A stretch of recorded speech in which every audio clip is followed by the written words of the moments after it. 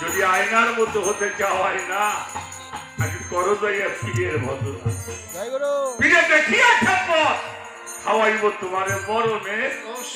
ঔষধ যেই ওষুধ খাইছিল মনসুর পাগলা ওষুধ খাইলে যখন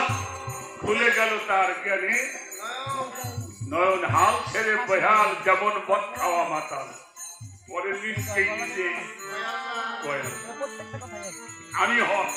আমি সত্য